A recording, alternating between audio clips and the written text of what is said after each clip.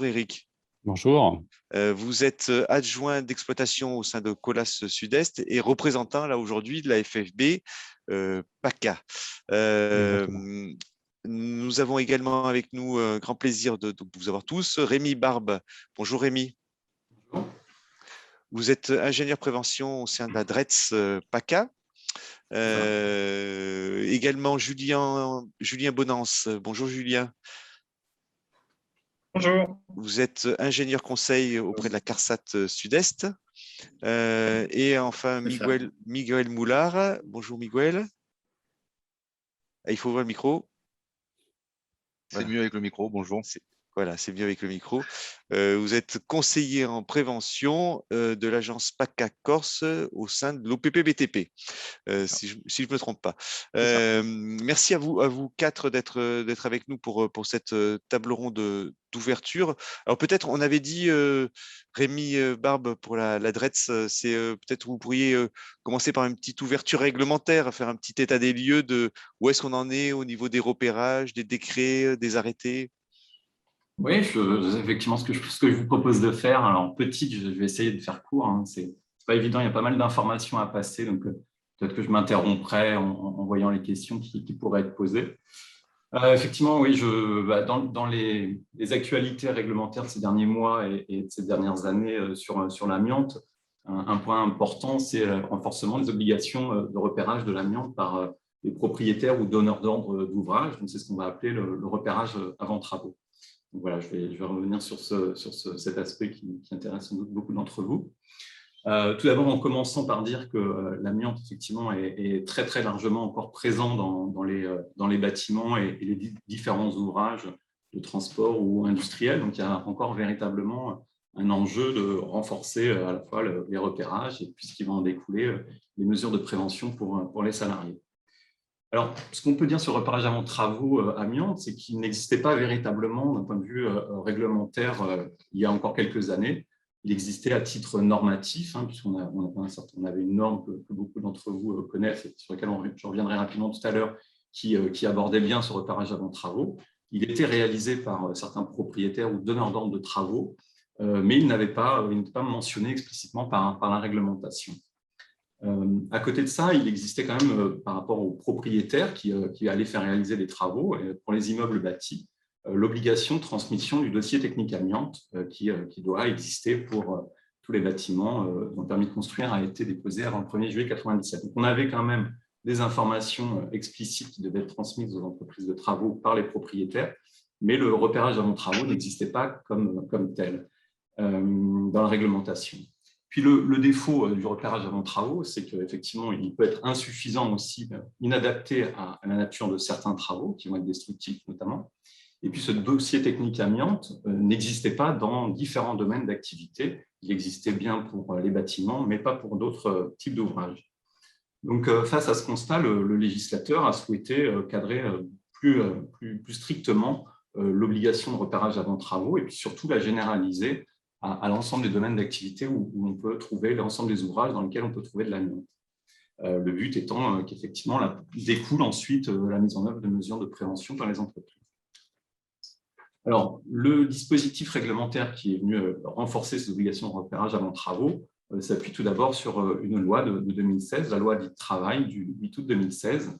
Et c'est cette loi qui a créé un article, alors je vais le mentionner rapidement, le L4412-2, qui crée l'obligation législative de repérage avant travaux. Et puis cette loi de 2016 est également venue créer des sanctions en cas de non-respect de cette obligation. Je ne rentre pas dans le détail de la sanction pour le moment, mais s'il y a des questions sur cette sanction, je l'aborderai. C'est quand même une sanction, des sanctions importantes. Secondairement à cette loi, le deuxième volet réglementaire, c'était la publication d'un décret, donc c'est le décret du 9 mai 2017, qui est venu très largement préciser le champ d'application de cette obligation de repérage avant travaux. Et il est notamment venu réécrire l'article R4297 du Code du travail, qui est vraiment l'article clé sur cette obligation de repérage avant travaux. Ce décret est venu définir 6 domaines d'activité, donc je vais en citer quelques-uns, pardonnerai de ne pas les citer tous, mais ces 6 domaines d'activité, par exemple, c'est les immeubles bâtis, hein, que tout le monde connaît, mais c'est aussi d'autres ouvrages, des équipements industriels, les ouvrages de transport, les ouvrages routiers, les navires, le matériel roulant ferroviaire notamment. Donc, ces 6 domaines d'activité vont couvrir le champ complet d'ouvrages dans lequel on peut trouver de l'amiante. Aucun secteur n'est écarté de cette obligation de repérage avant travaux. Un point important qu'il faut retenir, c'est qu'il y a des dates effectivement qui vont poser, il y a une date qui va poser cette obligation de repérage avant travaux. Donc, ce repérage avant travaux va être obligatoire pour tous les ouvrages qui auront été mis en œuvre avant le 1er janvier 1997, qui est la date d'interdiction en France d'usage et d'utilisation, de vente et d'usage de l'amiante en France. Ensuite, le dispositif se complète d'arrêtés. Il est prévu pour les 6 domaines d'activité que j'évoquais. Des arrêtés doivent être pris pour préciser les modalités techniques des repérages, mais également les conditions de réalisation de compétences des opérateurs de repérage. Le premier, peut-être le plus important arrêté à être paru, c'est celui du 16 juillet 2019, qui s'applique au 19 juillet 2019 et qui concerne les immeubles bâtis. Donc, dans cet arrêté, on va retrouver l'obligation notamment de respecter la norme de repérage NFX 46020 pour conduire ces repérages. Et puis, cet arrêté également s'appuie sur la compétence des opérateurs de repérage qui existent déjà au titre du Code de la construction et de l'habitation, qui est la certification d'opérateur de repérage avec mention. Voilà, ensuite, 4 autres arrêtés ont été publiés pour d'autres secteurs, le matériel roulant ferroviaire, les aéronefs, les navires, et récemment, vous l'avez peut-être vu, pour le domaine des équipements, donc le domaine qu'on pourrait appeler industriel. Il reste 2 arrêtés, enfin un domaine à préciser, c'est celui qui comprend un petit peu 2 domaines, celui à la fois des ouvrages d'art et des infrastructures de transport, ça va concerner les routes, mais également les terrains contenant naturellement de l'amiante. Un point important, c'est des aménagements à l'obligation générale de repérage avant travaux qui sont prévus par le décret et les arrêtés. Je ne vais pas tout détailler dans le détail, mais effectivement, il peut y avoir des situations d'impossibilité de réalisation d'un repérage avant travaux exhaustif. Ça peut être le cas, par exemple, pour un immeuble qui a subi un lourd péril et qui menace de s'effondrer. Donc, il peut y avoir des risques trop importants pour réaliser un repérage exhaustif, ou il peut y avoir une urgence aussi à démolir, par exemple, ce bâtiment. Il y a d'autres situations qui sont prévues, alors notamment celles qui autoriseraient un donneur d'ordre à classifier, on va dire, les travaux de maintenance corrective qu'il a prévu de faire, dès lors qu'il relève d'un niveau d'empoussièrement modéré de niveau 1, de conduire, de prévoir la réalisation de ces travaux dans ce qu'on appelle la sous-section 4, sans avoir réalisé un repérage exhaustif, en adoptant ces mesures de prévention comme si l'amiante était présente. Donc, il y a plusieurs situations comme ça un peu dérogatoires, aménagées, on va dire, à l'obligation générale qui existent. Je ne peux pas rentrer dans le détail de toutes. Moi, ce que je vous invite à faire, c'est à consulter 2 documents publiés par la Direction générale du travail depuis 2020. Je peux vous en montrer un, non, il ne passera peut-être pas à l'écran. Voilà. Je mettrai le lien sur le chat de 2 documents donc, qui précisent l'obligation générale du repérage avant travaux dans les immeubles bâtis, et puis un autre document qui précise les conditions de dérogation, entre guillemets, ou d'exemption à l'obligation générale de repérage avant travaux. Voilà, j'en aurai bientôt terminé. C'est très clair déjà, merci. Très clair, très bien. Voilà, après, ce qu'on peut-être petite mise en garde, quand même, peut-être de ne pas user ou abuser de la généralisation du principe de on va faire comme si l'amiante était présent sans repérage, dès lors que ceci serait réalisable, parce que ça pourrait conduire, on l'observe déjà un petit peu, à une banalisation finalement des travaux amiante sous section 4. On pense que des entreprises, prendre des entreprises qui feront bien de la sous-section 4, mais dans une zone où finalement on ne sait pas s'il y a de l'amiante ou s'il y en a, souvent on observe un non-respect des consignes véritables de la sous-section 4 par ces entreprises, donc pour de la maintenance légère par exemple. Donc voilà, faire attention au bon usage de ces conditions de dérogation au repérage. Oui. Il y avait une petite question Rémi Barbe, merci pour cette. Oui, Vous, voilà, j'ai dit l'essentiel. Vous avez voilà, fait un tour d'horizon, mais c'était super parce que c'est bien de refaire une ligne de temps comme ça pour dire voilà comment ça s'est passé, quelle était la logique du déploiement réglementaire. Juste pour préciser sur le repérage des voiries, là on parle d'amiante dans l'espace public. Aujourd'hui, l'arrêté, il est sorti ou il n'est pas sorti alors Il est pas sorti, non. Il est difficile à sortir. Enfin, je passe les détails et moi-même, je n'en connais pas toutes les composantes, mais c'est un arrêté et des normes un arrêté qui devra viser des choses assez diverses, c'est-à-dire à la fois de l'amiante naturelle et à la fois des ouvrages d'art. Donc, ça peut être des ponts, ça peut être des routes, ça peut être des canalisations. Et le travail normatif et législatif et réglementaire est le fruit d'un consensus on met autour de la table différents ministères qui sont concernés par ces sujets-là, et il arrive qu'effectivement, il y a des petits points qui sont plus difficiles à régler dans la réglementation. Ça peut être, par exemple, par rapport à la compétence qu'on va attendre des opérateurs de repérage. On ne va pas repérer sur un pont comme on va repérer dans un terrain naturellement amiantifère. Ce ne sera pas du tout la même méthodologie. Bien sûr, Rémi. Voilà. Et du coup, est-ce qu'il s'applique, alors là, pour les collectivités qui nous écoutent, est-ce qu'aujourd'hui, le repérage avant travaux, donc effectivement dans l'espace public, il s'applique ou il ne s'applique pas? J'aurais envie de dire qu'il s'applique. C'est la seule façon pour un propriétaire de remplir son obligation générale de donneur d'ordre de travaux, c'est de faire un repérage. On pourrait dire, c'est un petit peu subtil, mais que la sanction sera peut-être plus difficile à invoquer à son égard, au donneur d'ordre qui n'aurait pas fait les travaux. Les moyens qu'il doit mettre en œuvre pour réaliser ce repérage sont un peu imprécis du fait de l'absence de repérage, mais la norme NFX 4602 existe et elle vise les ouvrages d'art, les routes.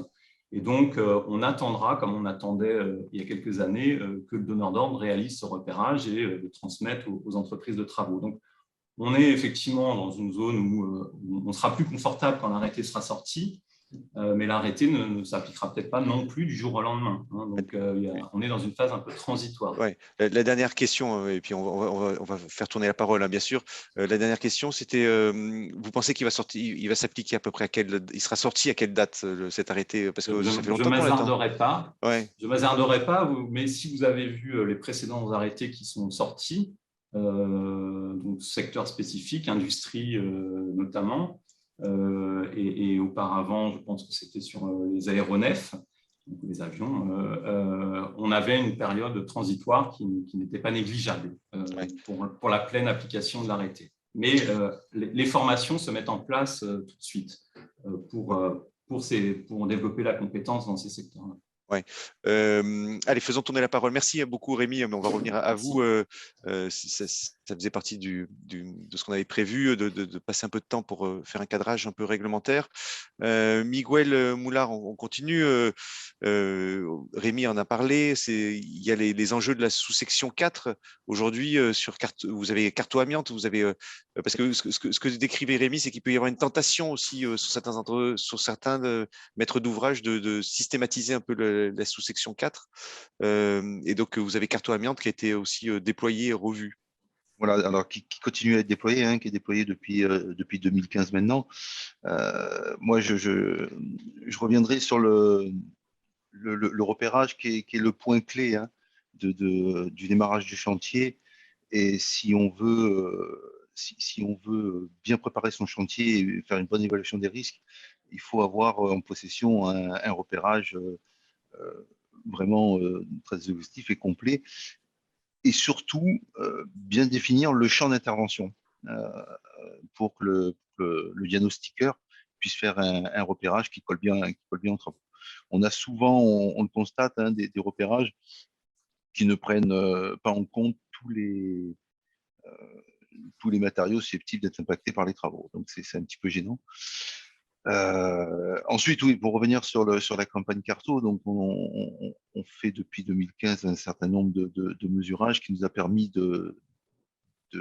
d'éditer 2 rapports pour permettre aux entreprises de la sous-section 4 qui sont des fois un petit peu novices dans l'amiante, contrairement aux entreprises de la sous-section train qui, elles, maintenant, il y a un certain retour et des entreprises qui sont déjà surveillées par des auditeurs et qui ont vu passer aussi les services de la directe dans leur siège pour cadrer un petit peu toutes les interventions, ce qui n'est pas le cas dans la sous-section 4.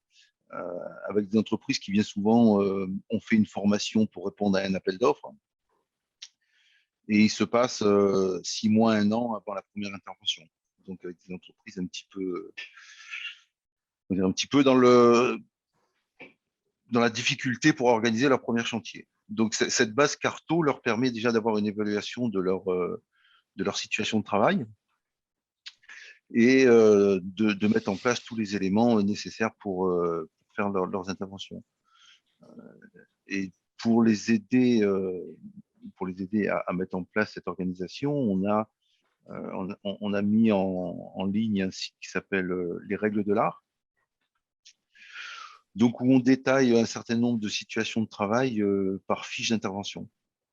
Donc, l'entreprise peut accéder à ces fiches en fonction soit de son métier, soit de son activité, Oui. soit de son voilà. Et là, toutes les procédures, toute la phase administrative, la phase organisation, la phase intervention, la phase décontamination et repli, qui est détaillée dans des fiches de préparation de chantier. Je crois qu'aussi vous avez fait des fiches avec l'adresse sur les fiches pratiques sur le repérage dans les enrobés, non? Alors ça, j'ai laissé Rémi en parler. Oui, c'est pas tout à fait ça, Xavier. C'est Ouais. c'est au niveau national hein, Ah oui. que la Direction générale du travail m'indiquait récemment travailler avec à le niveau national de l'OPP-BTP également pour établir des fiches de bonnes pratiques du repérage dans les enrobés routiers. Donc, j'aurais pu rebondir presque dessus suite à votre question précédemment. Donc voilà, il y a aussi sur les enrobés routiers, il y a des guides de la fédération du CIRF et puis aussi Route de France qui doit travailler sur le sujet. Et puis, il y a une norme. Et donc, la DGT avec le PPBTP sortira dans quelques temps un guide de bonne pratique pour le repérage dans ce secteur-là. Ouais. Ce n'est pas un régional, on va dire. Julien, c'est pas un régional, oui, mais ça s'appliquera partout, hein, j'imagine, mais donc ça servira à tout le monde. Julien Bonance, au niveau de la CARSAT, on parlait tout à l'heure de sensibiliser, d'accompagner les maîtres d'ouvrage, et donc vous avez une action auprès des collectivités pas que les collectivités d'ailleurs, hein, aussi auprès des bailleurs sur la région. Oui, alors, bonjour à tous. Oui, donc la CARSAT, c'est un organisme de sécurité sociale. On est assureur des entreprises en matière de risque professionnel. Et à ce titre, on est très sensible à la problématique amiante. L'amiante, c'est pour nous un coût, il y a un coût humain, effectivement. Il y a un coût aussi qui est impacté sociétal, c'est 2 milliards d'euros. Donc, c'est un coût important pour notre branche. Et il faut savoir que même si les maladies professionnelles liées à l'amiante depuis 2005-2006 baissent, on peut voir ces chiffres peut-être à la baisse, c'est les lésions les moins grasses et les plaques pleurales. Par contre, tout ce qui est mésothélium, cancer, continue à augmenter et reste à un niveau important. Donc, on n'a pas de baisse du tout sur les cancers et les mésothéliums. Donc, on voit que la problématique amiante dure dans le temps, avec presque 50% des cancers professionnels qui sont liés à l'amiante. Donc, c'est pour resituer le problème de l'amiante, parce que des fois, on peut relativiser et dire que c'est du passé. Non, l'amiante, même si on a des entreprises qui sont certifiées, on l'a vu au travers de la sous-section 4, c'est tout le second œuvre, c'est les entreprises de maintenance qui vont être concernées et avoir des salariés exposés. Donc, la clé d'entrée pour faire de la prévention, elle est au travers des entreprises qui interviennent dessus, mais les entreprises, elles sont en capacité de bien travailler si on a effectivement bien identifié la nature des travaux, on a bien fait le repérage, on a les moyens qui sont donnés aux entreprises d'intervenir dans de bonnes conditions. Donc, c'est pourquoi la CARSAT et le réseau assurance maladie risque professionnel souhaitent travailler vers les donneurs d'ordre et vers les maîtres d'ouvrage. Donc, c'est vrai qu'on accentue, nous, notre action vers cette montée en compétences. C'est pas je donne les clés et puis après je reviens voir une fois que l'amiante est plus en place, c'est qu'il y a une réelle implication des maîtres d'ouvrage, de toute l'équipe de maîtrise d'ouvrage, avec les bonnes connaissances, le cordeau, l'assistance maîtrise d'ouvrage, voilà, pour bien traiter ce sujet. Ça passe effectivement par le repérage, hein, on en a parlé, qui est vraiment l'étape essentielle. Et là, le repérage, on le voit, là en plus, la réglementation, elle ne se simplifie pas puisqu'on a des arrêtés, on a des normes qui viennent en complément, des certifications qui arrivent.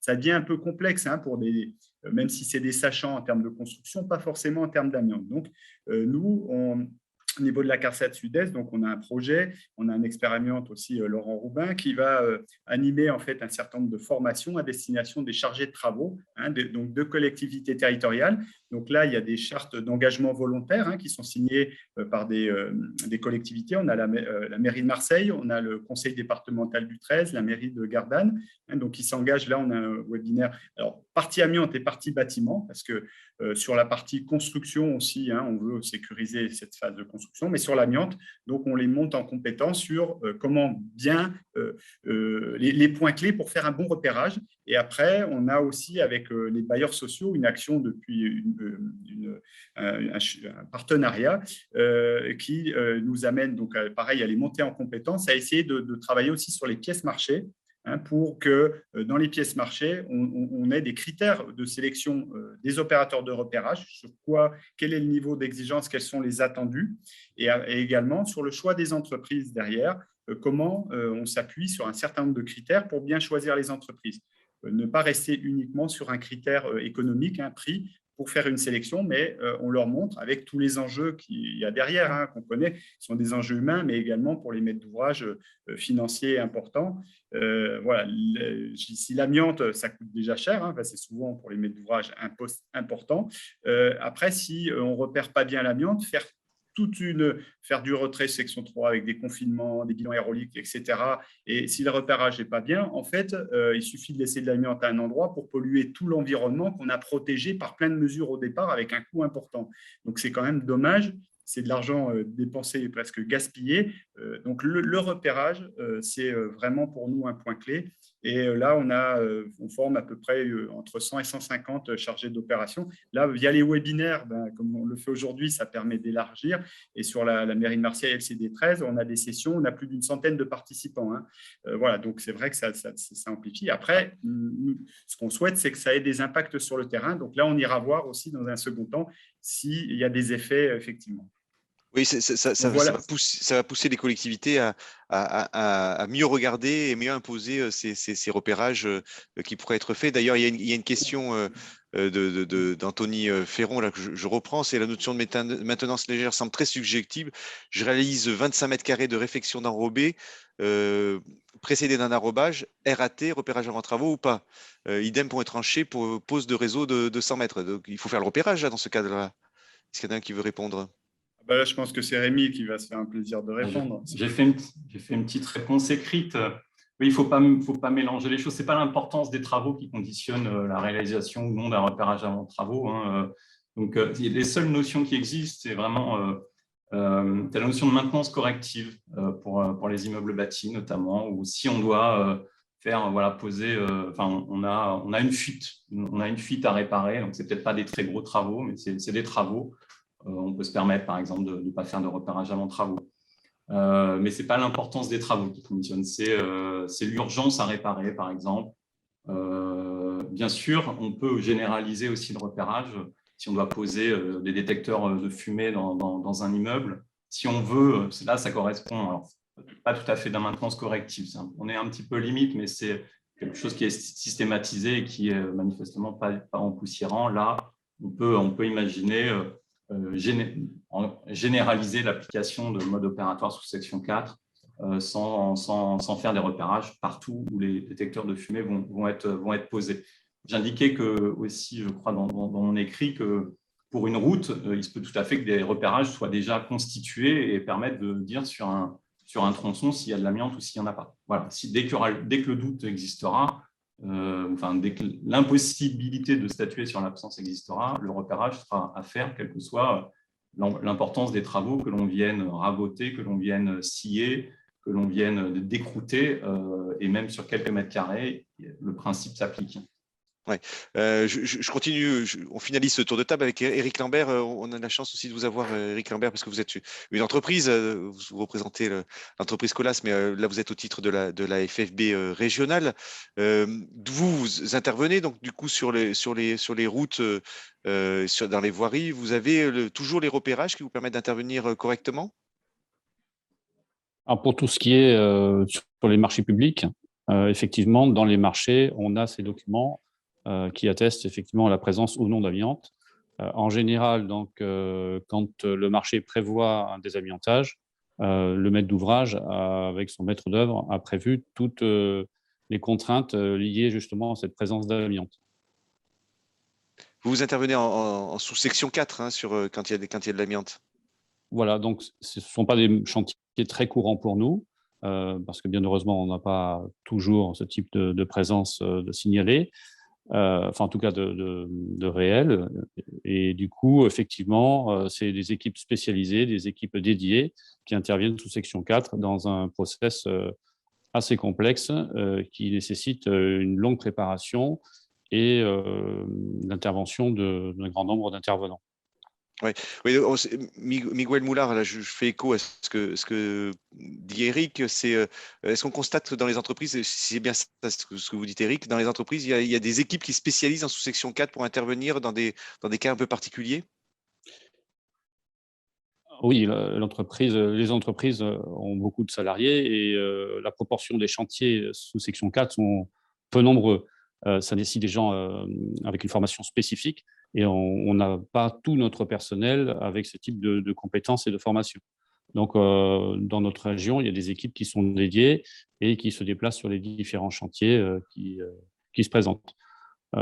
C'est important que le personnel qui soit dédié à ce type de travaux, ce soit une équipe relativement restreinte, avec une grande habitude de ce type d'intervention. Comme ça a été un peu souligné tout à l'heure, c'est effectivement, ça n'aurait pas vraiment de sens d'avoir beaucoup de gens formés, mais qui font des travaux qu'une fois tous les 2 ou 3 ans. Les gens doivent être formés très régulièrement et il faut qu'ils soient habitués au process et aux contraintes que ça représente. Est-ce que c'est une tendance qu'on voit, Miguel Moulard, chez les entreprises, c'est-à-dire de Oui. spécialiser des équipes sous la sous-section 4 et pas former l'ensemble du personnel pour de temps en temps être en contact avec cette problématique amiante? Oui, c'est un constat, mais c'est aussi une bonne pratique, puisque effectivement l'amiante, c'est quelque chose d'assez particulier. Il faut être assez rigoureux, il y a des procédures à suivre, d'habillage, déshabillage, décontamination, gestion des déchets. Et effectivement, si on ne le pratique pas régulièrement, et c'est ce qu'on constate, hein, il y a des fois des entreprises qui interviennent une ou deux fois dans l'année, voire une fois tous les 2 ans, lorsqu'ils remettent en place un mode opératoire ou un processus, sont un petit peu, pas perdus, mais ils tâtonnent un petit peu. C'est pour ça qu'on a mis en place à l'OPPBTP des ateliers, ce qu'on appelle atelier mode opératoire sous section 4, qui permet à l'encadrement, alors c'est bien souvent de l'encadrement mixte hein, dans la sous-section 4, de venir rédiger son nouveau mode opératoire autour d'une table avec plusieurs participants et de reprendre un petit peu le fil de ce mode opératoire pour bien préparer son chantier. Oui, donc c'est des mises en situation, hein, c'est ça? Non, c'est pas des mises en situation. En fait, oui, on reprend, en fait, on les aide à rédiger un nouveau mode opératoire. On prend l'exemple d'une entreprise qui n'est pas intervenue depuis 6 mois sur un chantier de sous-section 4. Quand le conducteur de travaux va être en phase de rédaction de son mode opératoire, il va avoir un certain nombre de questionnements. Il va falloir qu'il recherche dans ses documents. Donc, on organise des petits ateliers comme ça pour les remettre un petit peu à niveau. Ouais. Éric Lambert, ça vaut pour tous. Il y a une question de Christian qui dit: l'importance n'est-il pas de fournir un CCTP ou un descriptif détaillé des travaux pour obtenir un repérage de qualité? Est-ce que c'est pas des fois des choses qui peuvent manquer, c'est-à-dire des descriptifs de travaux qui vont permettre de faire correctement ce repérage?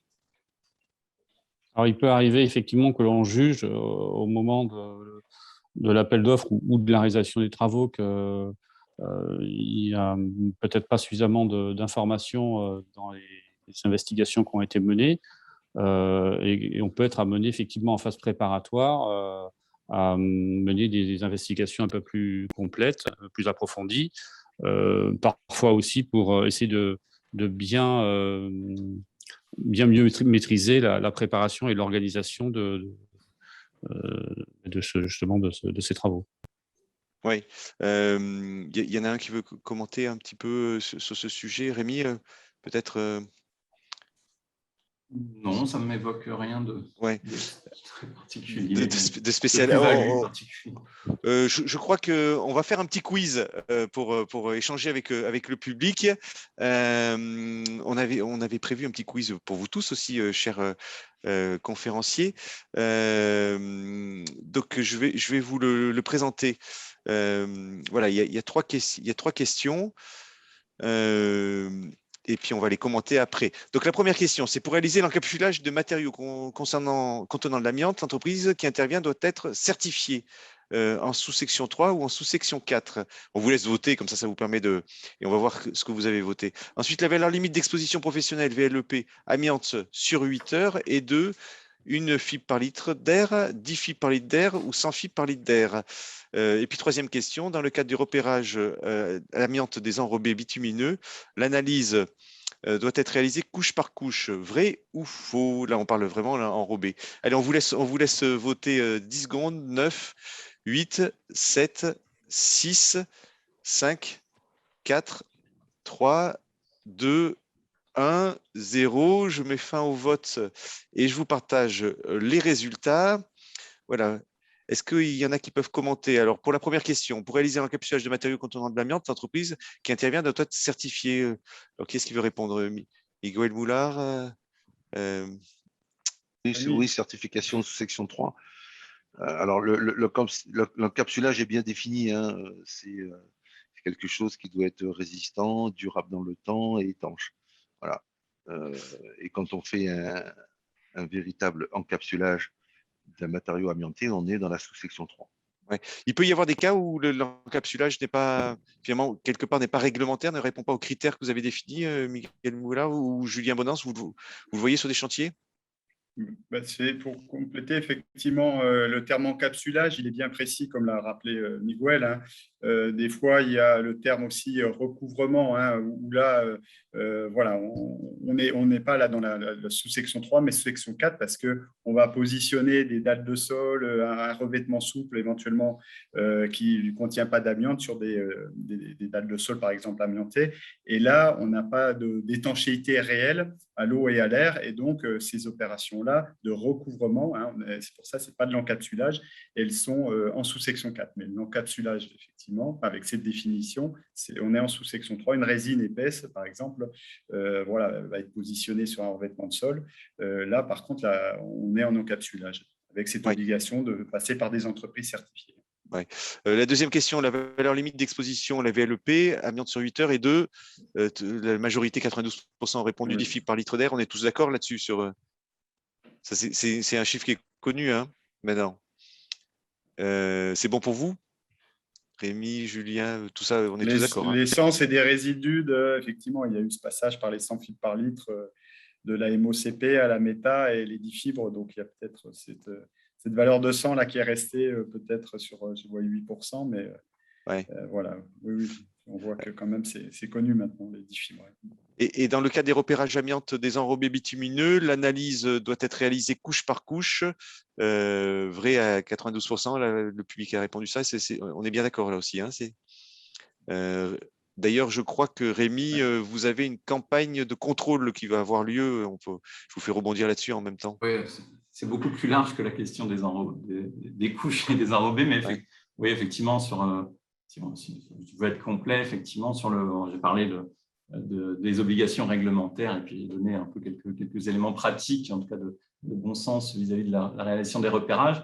L'administration, le ministère du Travail et ses services déconcentrés, donc les DRETS, cette année sont engagés dans une campagne d'accompagnement et de contrôle de l'obligation réglementaire. Donc ça s'est passé notamment cet été par l'information d'un maximum de donneurs d'ordre de travaux sur leurs obligations. Donc à travers la diffusion de la plaquette que j'ai pu évoquer, dont j'ai mis le lien dans le chat, par des courriers envoyés donc, à différents donneurs d'ordre ou fédérations qui fédèrent des donneurs d'ordre. Donc ça peut être à des bailleurs sociaux, à des collectivités territoriales, à des promoteurs immobiliers. Donc, les différents directs DRETS, pardon, ont informé ces donneurs d'ordre. Et puis, sur la fin de l'année, on a une campagne de contrôle un petit peu ciblée. L'inspection du travail s'est toujours intéressée à la réalisation des repérages avant travaux par les donneurs d'ordre, mais cette année, on va avoir une action un petit peu ciblée sur la fin de l'année. Donc, on va regarder la réalisation des repérages, mais également leur adaptation à la nature des travaux et puis la qualité des repérages.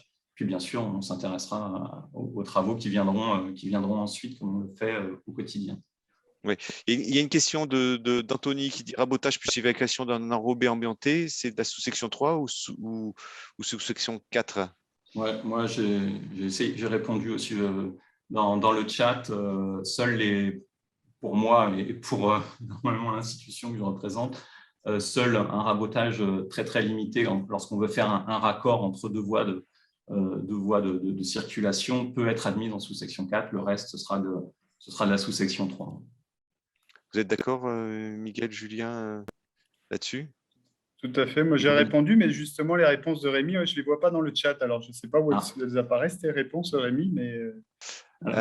oui, parce que je vois, Rémi, vous faites des réponses, vous n'avez pas sélectionné tout le monde, je pense. Privé, oui. Ah oui, c'était un message privé. Ouais. C'est meilleur l'année moi aussi, prochaine. J'ai répondu qu'à Xavier Faure. Voilà, j'avais répondu effectivement sous section 3, effectivement, on est bien sur ce cadre-là. Il faut répondre en message public. Donc, je continue sur les questions. Pouvez-vous nous parler de l'obligation d'analyse dissociée des granulats et du liant dans les enrobés? Alors voilà, ça c'est un sujet un peu technique. Est-ce qu'il y en a un qui maîtrise ce sujet? On va la garder peut-être pour le Eurofin qui est de laboratoire qui interviendra tout à l'heure? Ou il y en a un qui veut Moi, je parler? veux juste… après, il y aura des précisions, effectivement. Nous, on n'est pas des spécialistes du repérage, mais j'ai vu le niveau de réponse de dire on analyse couche par couche. Il y a 7-8 ans, quand la problématique de l'amiante dans les enrobés est ressortie, effectivement, il n'y avait pas de méthodologie. Et avec le CIRTA, il y a eu des échanges justement pour…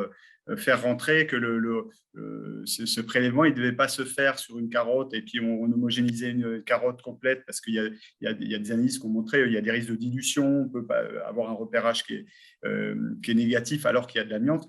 Donc voilà, maintenant, c'est quand même bien là, de voir que c'est ancré qu'il y a une importance de faire couche par couche avec cette problématique amiante, effectivement, qui est dans un additif l'Ecoflex, qui a pu être ajouté de l'amiante, mais également, des fois, cette problématique dans le granulat sur lequel je pense que Robin pourra revenir. Ouais. Sur la partie dissociée des granulats du liant et des enrobés?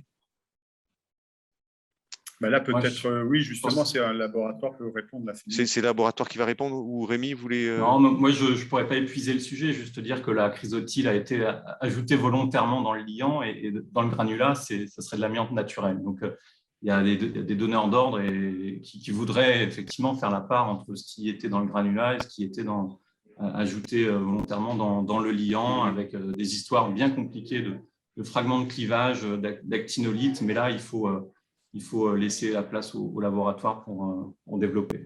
Oui.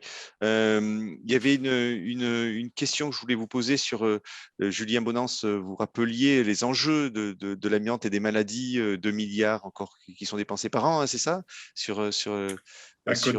Oui, c'est côté sécurité sociale. Alors, nous, on finance, on abonde FIVA en partie, mais il y a encore un budget FIVA, nous, sur lequel on ne participe pas. Donc, c'est même plus que ça. Hein, c'est bien plus que ça. Ouais. Ouais. Et donc la question que je voulais vous poser, c'est est-ce que sur les maladies que vous voyez, on voit apparaître des maladies, bon, l'amiante est interdite depuis 97, ouais. sans erreur. Est-ce que on voit encore des maladies qui apparaissent sur des gens qui ont été exposés après 1997? Parce que finalement, ça fait plus de 20 ans maintenant. Oui, alors c'est effectivement, chez les désamianteurs, ils vont être directement exposés, on le voit, c'est pour ça qu'il y a vraiment une attention sur les conditions, même s'il y a une certification sur bien le respect de toutes les obligations qui découlent pour assurer un niveau d'exposition le plus bas possible. Donc, mais c'est un public qui reste exposé parce que le matériel, s'il n'est pas bien décontaminé, on le met dans le camion et il y a des expositions qui se font en dehors de la zone de travail. Donc, c'est un public qui peut être encore exposé. Et effectivement, je parlais tout le second œuvre qui va continuer à travailler sur des matériaux. Et là, ces expositions, ces matériaux qui ont été mis avant 97, je ferai juste un petit bémol là-dessus. Et là, effectivement, on a des populations qui sont exposées. Il y a une sensibilité individuelle sur l'amiante qui est différente d'un individu à l'autre. On a des personnes qui ont été exposées à l'amiante pendant des années qui ne déclenchent pas de pathologie et d'autres qui vont être déclencher des pathologies avec des expositions plus faibles. Et donc, ces expositions, même si elles sont faibles dans le second œuvre, elles peuvent être plus faibles. Elles déclenchent encore des pathologies. Et on le voit, on n'a pas de tarissement 20 ans après des cancers bronchopulmonaires, des mésothéliums. Alors, c'est vrai qu'il y a un temps pour déclencher ces pathologies-là, mais on ne voit toujours pas de diminution. Donc, ça montre que ça continue. Il y a des expositions qui existent toujours. Moi, je voulais juste revenir aussi sur un point, c'était pour ne pas l'oublier, là, par rapport aux documents, cette obligation aussi de repérage qui s'impose, on l'a parlé jusqu'à partir avant le 1er janvier 97, c'est une date qui est reprise dans les documents de la DGT qui sont très bien faits par ailleurs. Nous, on attire l'attention quand même que ce repérage dans les bâtiments, dans les enrobés, il doit être fait au-delà de cette date-là, puisqu'on a eu en fait des dérogations d'utilisation des matériaux amiantés. On a eu dans le Code de la santé publique en fait, la possibilité de mettre de l'amiante pour des bâtiments construits après 97, puisque dans le Code de la santé publique, on parle permis de construire délivré avant le 1er juillet 97. Donc, ça veut dire que des bâtiments qui ont été construits jusqu'en 2000, s'ils ont eu leur permis de construire après le 1er juillet, avant le 1er juillet 97, ils ont pu encore incorporer de l'amiante. Donc, c'est juste un petit point d'attention. C'est juste ouvrir, dire, ce n'est pas juste le 1er juillet 97, la date. Il faut aussi tenir compte de cette disparition progressive de l'amiante dans les bâtiments et dans les outils industriels, avec la réinjection des fois de matériaux amiantés dans la maintenance, par exemple. Oui. Miguel, voulait intervenir. Non, juste pour rebondir sur ce qu'a dit Julien tout à l'heure, effectivement, on a encore beaucoup d'opérations de réhabilitation, de rénovation dans des vieux bâtis qui sont réalisés par des petites structures sans nécessairement qu'il y ait un repérage ou même ne serait-ce qu'une information du client. Et encore, tout n'est pas encore au niveau de la sous-section, sous-section 4 qui n'est même pas, c'est même pas envisagé. Il y a des interventions, d'où l'exposition des salariés et les maladies qui continuent à être détectées. Oui. Sur cette date, là, je reviens sur cette date. Vous voulez dire qu'il faut être vigilant, c'est-à-dire que sur un laps de temps, mais c'est toujours après, c'est combien de temps on considère, mais sur un laps de temps, il faut que les entreprises et les maîtres d'ouvrage soient vigilants sur le fait qu'il pourrait y avoir la présence d'amiante. Est-ce que les entreprises, Miguel Moulard, se prennent bien en compte cet aspect-là? Ou elles se disent, bon, 97, hop, je fais pas le contrôle parce que je suis après 97. Alors c'est même des fois un petit peu avant. C'est-à-dire que des bâtiments entre milieu des années 95, 96, 97, il y a quelques entreprises qui disent bon, c'est bon, l'amiante était quasiment interdite, donc on peut intervenir sans repérage. Ah oui, donc il y a aussi un risque, mais là, on n'est pas réglementaire, là, par contre. Non, pas du tout. Est-ce que Julien Bonance et Rémi Barbe, est-ce qu'on sent que finalement les entreprises comme les maîtres d'ouvrage ont tendance à maintenant à vous les former, vous les sensibiliser et donc à mieux prendre en compte ce risque amiante et avec ces repérages? Oui, il faut rester positif là-dessus. C'est vrai que il y avait beaucoup d'écueils parce que effectivement la réglementation est complexe, il faut se l'approprier. Et on confiait, je disais souvent, les clés au sachant qui était en considérant que le désamianteur, c'était le sachant, et on lui laissait faire. Et donc, cette montée en compétences permet aussi de choisir les bonnes entreprises. Enfin, voilà, c'est ce qu'on veut pour assainir un petit peu aussi le domaine de l'amiante et qu'on ne soit pas sur une tentation aussi pour les entreprises d'être le moins-disant pour prendre des marchés. Donc, voilà, sur les bailleurs sociaux, ça fait plusieurs années. Il y a des opérations qui intègrent bien. Après, c'est vrai que souvent, on apprend aussi en faisant des erreurs. Et ceux qui apprennent le plus vite et qui mettent le plus vite, c'est ceux qui, à un moment donné, ont vu les conséquences d'un défaut de maîtrise et qui ont eu des limites sur un repérage mal fait. Ça peut arriver au début, mais c'est vrai qu'eux en ont vu des impacts aussi, parce que quand on est dans un environnement avec des occupants en milieu extérieur, avec des personnes qui peuvent être exposées au-delà des salariés, il y a une mise en danger de la vie d'autrui. Donc, il y a des bailleurs sociaux qui ont été attaqués aussi sur ce titre-là. Donc, ça fait vite réagir. Après, c'est connu dans la profession. Donc, ça, c'est vrai que ça a eu un impact aussi mobilisateur parce qu'on voit vite les conséquences économiques, pénales pour le donneur d'ordre. Au niveau des entreprises, est-ce qu'il vous arrive des fois d'être coincé sur le chiffrage des travaux parce que vous n'avez pas les repérages? Et puis, il y avait une deuxième question, c'est qu'est-ce que ça augmente en termes de coûts pour vous quand il y a de l'amiante dans une route, en termes de budget? En termes de coûts, ben oui, c'est évident qu'il y a. Alors, sur les routes, j'ai beaucoup moins de retours, parce qu'on est quand même plus axé sur. Il y a beaucoup plus de travaux en sous-section 4 ou de désamiantage dans le bâtiment que sur les routes. Mais sur les interventions, c'est évident qu'il y a un surcoût assez important entre une intervention hors champ amiante et une intervention, ne serait-ce qu'en sous-section 4. Parce qu'il faut des équipements, on a des temps d'intervention qui sont limités. Voilà. On a la formation des salariés. Ouais. Julien, maintenant, sur les formations que vous faites au niveau des maîtres d'ouvrage, c'est un sujet sur lequel vous êtes sensibilisé sur les coûts qu'ils pourraient avoir supplémentaires et qu'ils appréhendent cet aspect-là. Oui, après, on leur montre c'est vrai que c'est un coût, ça faut pas nier, comme le disait Miguel. Après, c'est aussi sur l'aspect économique. Le maître d'ouvrage, il est très, très sensible sur cet aspect-là. C'est aussi lui montrer que le coût, il sera beaucoup plus important s'il n'a pas mis ce qu'il faut en place par rapport aux conséquences sur un chantier pas bien maîtrisé sur le sujet amiante, mauvaise prise en compte, repérage incomplet, les conséquences économiques, les arrêts de chantier, les retards. Ça peut être l'environnement extérieur. On l'a régulièrement, qui voit des chantiers pas bien gérés, qui demande des comptes. Si on ne peut pas donner des comptes en montrant qu'on travaille comme il faut, ça pose problème. Surtout, là, on parle d'environnement public, là, si on parle des enrobés. Nous, beaucoup avec les bailleurs sociaux, les collectivités.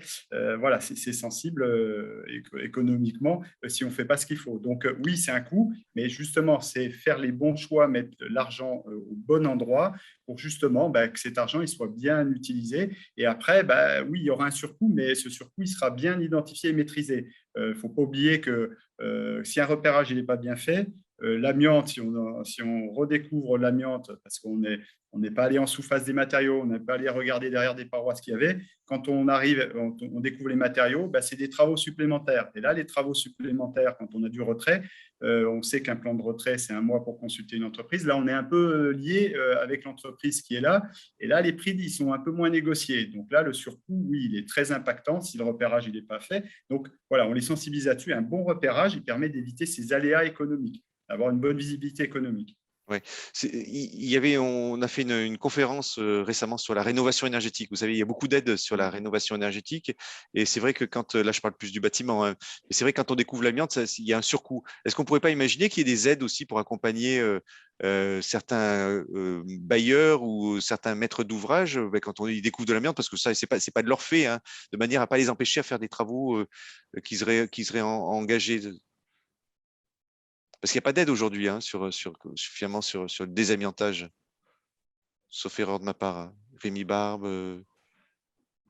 Moi, je suppose qu'il n'y a pas d'aide spécifique à l'amiante. Après, un petit propriétaire qui veut faire de la rénovation chez lui peut peut-être, sous réserve de ressources, de conditions de ressources, bénéficier d'aide d'aide publique pour faire des rénovations qui pourraient toucher l'amiante. Mais l'amiante ne bénéficie pas d'aide spécifique à ma connaissance et rien ne dit que ça sera imminent. Moi, je voudrais juste distinguer du coup, enfin voilà, le donneur d'ordre professionnel des autres, parce qu'effectivement, les donneurs d'ordre dont on parle le plus généralement, les bailleurs sociaux et d'autres, des mairies, des conseils départementaux, voilà, ils sont sensibilisés, ils vont bien faire les choses.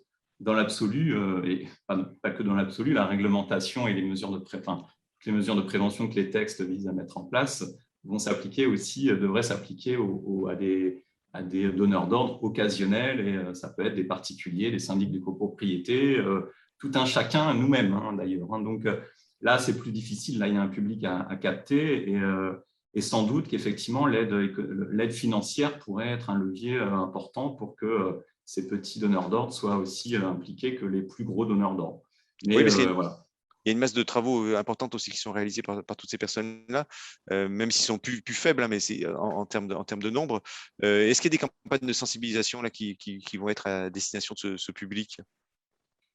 Nous, on essaye de les toucher. Ce n'est pas évident de les toucher. On a essayé en passant par les mairies, en essayant de s'appuyer sur les mairies pour que les mairies puissent relayer l'information à leurs administrés, aussi en passant par les architectes, de fédération d'architectes aussi.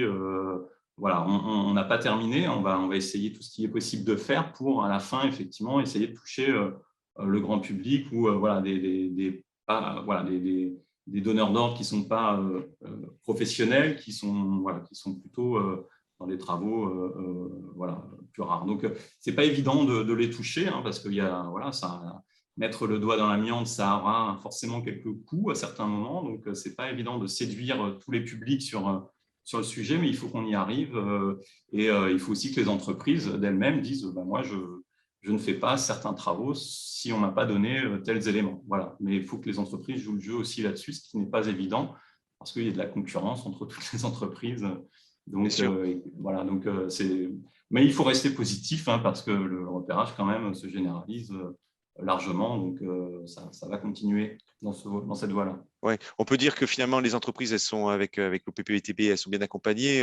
Avec vous, le CARSAT, les maîtres d'ouvrage publics et privés aujourd'hui sont aussi formés. C'est ce que vous écrivez, c'est ce que vous décriviez tout à l'heure. D'ailleurs, il doit y avoir encore des dates pour être formés et accompagnés, j'imagine. Oui, bah là, ça continue là, avec la RHM, l'Association des bailleurs sociaux. Donc, on a des dates. On va aussi en Corse, hein, puisque la RHLM, comme nous, est sur PACA Corse, donc on n'oublie pas notre public corse. Après, côté cette formation, hein, c'est pour bien la situer, le coût pédagogique est nul, hein, enfin, c'est pris en charge. Voilà, c'est gratuit pour les donneurs d'ordre. Pour expliquer un peu l'accompagnement qui peut être fait. Côté entreprise aussi, avec l'accompagnement, en complément de l'accompagnement de l'OPPBTP, on a, nous, des aides financières qui sont possibles pour… Là, on accompagne un certain nombre d'entreprises de désamiantage sur l'achat de nouveaux équipements, parce qu'on a sur des règles techniques qui sont précisées sur les sas de décontamination, sur les entrées d'air. Voilà. Donc là-dessus, on a aussi des matériels qui s'améliorent pour les travaux routiers, notamment avec des machines avec des systèmes d'arrosage, de balayage, avec des aspirations qui permettent d'éviter dans un environnement public d'abaisser les niveaux d'empoussièrement. Ça, c'est important, parce que l'objectif, c'est vraiment d'abaisser le plus bas possible l'empoussièrement. Donc là, on va aider à l'achat de nouveaux matériaux, nouveaux équipements. Et également, sur la sous-section 4, on accompagne des organismes de formation vers l'habilitation. En matière de formation, section 3, c'est cadré, c'est certifié. Sur la sous-section 4, les organismes de formation n'ont pas d'obligation de certification. Par contre, il y a vraiment des choses très hétérogènes. Donc, on accompagne des organismes de formation vers un niveau un peu plus expert, plus élevé, pour aussi avoir une meilleure garantie pour les employeurs d'avoir des formations de qualité. Et là, donc avec l'INRS, on a un dispositif d'habilitation. Donc là, avec certains organismes de formation, je dirais, qui sont un peu premium pour nous, qui sont, dont on garantit qu'ils ont un haut niveau de performance en matière de formation. Donc, on accompagne globalement. Alors, c'est vrai que ce n'est pas des aides directement sur la réalisation de travaux, mais j'ai vu dans les commentaires que l'ANA visiblement avait des subventions, donc ça existe par ailleurs. Voilà, nous, on essaie de notre côté, sur les professionnels, de les accompagner et de les aider aussi, quand on le peut, financièrement. Oui, Miguel Moulard, on en avait parlé l'année dernière, d'ailleurs, lors de la conférence sur je vais vous ramener sur la Covid, hein, même si on a tendance à l'oublier. Pour les entreprises, vous avez sorti des protocoles au niveau de l'OPP-BTP sur la Covid. Est-ce que ça n'a pas, finalement, ce nouveau risque n'a pas fait que les entreprises ont un peu oublié le risque amiante et que maintenant, il faut c'est-à-dire qu'on sort, j'espère, hein, on sort de cette crise de la Covid et du coup, il faut resensibiliser les entreprises sur le risque amiante. Non, non, je pense que c'est vrai que la pandémie a pris une grosse importance. Il y a eu un arrêt de tous les chantiers l'année dernière, et donc on a sorti ce guide qui a permis un redémarrage de beaucoup de chantiers, mais euh, ça n'a pas occulté. Alors, pour les entreprises qui étaient déjà sensibilisées, ça n'a pas occulté le risque, c'était ça. On les a sensibilisés sur la reprise de l'activité, il y a le Covid, mais n'oubliez pas les autres risques. C'était notre message sur le redémarrage des chantiers et sur tous les chantiers qu'on pouvait visiter, parce qu'il n'y a pas que l'amiante, hein, il y a tout. L'amiante est un risque majeur, mais n'oublions pas les chutes de hauteur. Bah oui. Et bien souvent, on parle de problématiques amiante, mais on oublie les protections. On va déposer une plaque de toiture, il faut penser chute de hauteur avant de penser, en même temps qu'on pense amiante. Oui. Et non pas penser qu'amiante et pas chute de hauteur. Oui. Voilà, donc non, il n'y a pas. Après, c'est vrai qu'il y a une grosse différence entre, comme le disait Rémi Barbe, hein, il faut faire la part des choses entre les donneurs d'ordre publics et privés qui sont des professionnels qui sont maintenant aguerris et qui sont entourés de maîtres d'œuvre, de CSPS, qui sont compétents en amiante. Donc, il faut un travail de préparation de chantier, qui essaie d'avoir des diagnostics qui tiennent la route. Et les donneurs d'ordre privés, occasionnels ou le particulier qui a déjà une méconnaissance. Et là, il faut que l'information remonte par les entreprises. Oui, c'est peut-être le travail à opérer en termes d'animation pour les prochaines années. La sensibilisation des entreprises, c'est ce qu'on fait. Hein. Toutes les entreprises n'ont pas la notion de cette présence d'amiante qui est très importante, et puis de la dangerosité du produit, même pour des interventions de très très courte durée. Merci à vous. On arrive au terme de cette table ronde. C'est un grand plaisir de vous avoir en direct de Marseille. En plus, on sent que vous travaillez ensemble et que vous maîtrisez bien tout bravo, hein, ce sujet, ce qui est votre métier aussi, mais en tout cas, vous avez un discours très clair et on vous en remercie.